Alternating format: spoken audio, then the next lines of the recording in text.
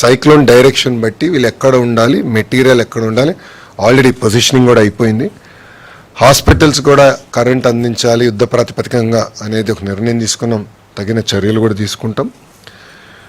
ఆర్ఎన్బికి వచ్చే గల 7,289 అంటే జేసీబీలు, క్రెయిన్స్, వెహికల్స్ కూడా ఏర్పాటు చేసుకున్నాం. ఎందుకంటే ఎక్కడన్నా బ్లాకేజ్ అయినా ఇమీడియట్గా రెస్టోర్ చేయాలి, ట్రాఫిక్ ఎలాంటి ఇబ్బంది ఉండకూడదని అది కూడా టీమ్స్ రెడీ చేసుకుంటాం జరిగింది. తాగునీరు సంబంధించిన వాటర్ ట్యాంకర్స్ పొజిషన్ చేసుకున్నాం.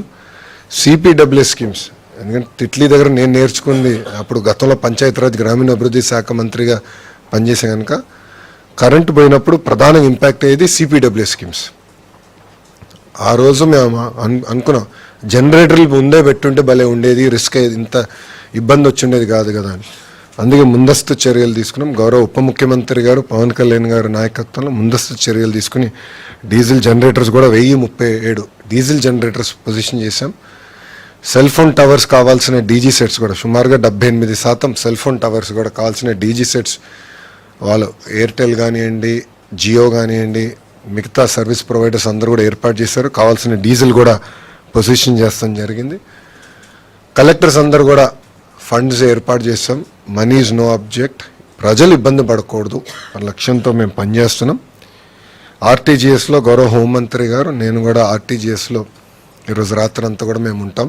ఇక్కడ నుంచి రియల్ టైం మానిటరింగ్ చేస్తాం. గౌరవ ముఖ్యమంత్రి గారు కూడా ప్రతి 2 గంటలకు ఒకసారి టెలికాన్ఫరెన్స్ కూడా తీసుకుని ఏంటి కరెంట్ స్టేటస్ ఏంటనేది రాత్రి అంతా కూడా గౌరవ ముఖ్యమంత్రి గారు మాతో రివ్యూ చేస్తారు. ఇది సైక్లోన్ మొంతా దాటిన తర్వాత ఇమీడియట్గా సీఎం గారి ఆదేశాల మేరకు రీహాబిలిటేషన్ స్టార్ట్ అవ్వాలి, రిలీఫ్ అందించాలి. దానికి కూడా ఏంటంటే డ్రోన్స్, లో లెవెల్ ఫ్లయింగ్ ఏరియల్ వెహికల్స్ పెట్టి మొత్తం రియల్ టైం ట్రాకింగ్ చేసి పంట నష్టం ఎంత జరిగింది, ఇల్లు ఏంటి, మొత్తం రియల్ టైం ట్రాకింగ్ చేయమని చెప్పారు. చేసి దాని తర్వాత రిలీఫ్, రీహాబిలిటేషన్ కూడా యుద్ధ ప్రాతిపదికంగా డేటా డ్రివెన్ మోడల్లో చేయమని ఆయన ఆదేశాలు జారీ చేశారు. కావాల్సిన ఏర్పాట్లు కూడా ప్రభుత్వం చేసింది. ఇక్కడ ప్రజలు నేను ఒక విషయం కోరాలనుకుంటున్నాను, దయచేసి అందరూ మీ ఇంట్లో ఉండండి. రెండోది బీచెస్ కానీ లో లయింగ్ ఏరియాస్కి దయచేసి వెళ్ళొద్దండి. అధికారులు చెప్పింది తూచా తప్పకుండా పాటించండి. ఎందుకంటే ఇది చాలా ఇప్పుడు ఉన్న సమాచారం మేరకు 100 కిలోమీటర్ల వేగంగా వస్తుంది కనుక అందరం జాగ్రత్తలు తీసుకోకపోతే మళ్ళీ ఇబ్బంది పడతాం.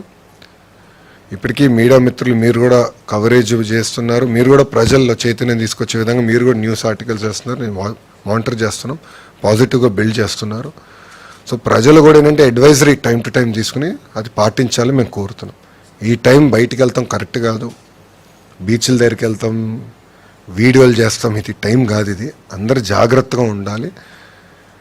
చాలా క్రిటికల్ అవర్ ఉంటుంది 11:30 నుంచి. ఇప్పటికి మీరు చూస్తే చాలా దగ్గర వర్షాలు గట్టిగా పడుతున్నాయి, దాటిన తర్వాత కూడా వర్షం ఉంటుంది కనుక అందరూ అప్రమత్తంగా ఉండాల్సిన అవసరం చాలా చాలా ఉంది. సారీ,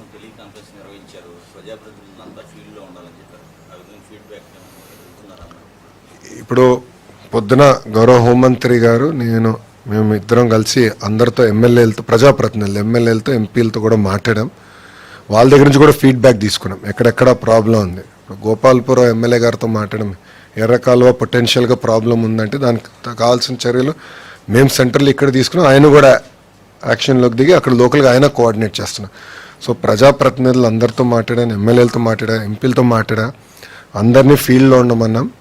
కంపల్సరీ ఈరోజు అందరిలో చైతన్యం తీసుకొచ్చి ప్రికాషన్స్ తీసుకోమనం. రేపు అయిన తర్వాత ఫీల్డ్కి వెళ్ళమనం, గ్రామాలకు వెళ్ళాలి, పంట పొలాలకు వెళ్ళాలి, మొత్తం రిలీఫ్, రీహాబిలిటేషన్ పక్కడబందీకి చేసే విధంగా వాళ్ళందరూ అప్రమత్తంగా ఉండాలని మేము చెప్తాం కూడా జరిగింది. సో అందరినీ మీరు చూస్తే ఇప్పటికీ సెంటర్స్ వచ్చేయగల, నేను చెప్పాను మళ్ళీ రిపీట్ చేస్తాను, ఇవాక్యుయేషన్ వచ్చేయగల ఏంటంటే 1238 గ్రామాల్లో ప్రోయాక్టివ్గా అక్కడ హై రిస్క్ అంటే ఓల్డ్ ఏజ్ కానివ్వండి, ప్రెగ్నెంట్ ఉమెన్ కానివ్వండి, వాళ్ళని మేము తరలిస్తాం జరిగింది. 1906 టెంపరవరీ రిలీఫ్ క్యాంప్స్ ఏర్పాటు చేస్తాం జరిగింది.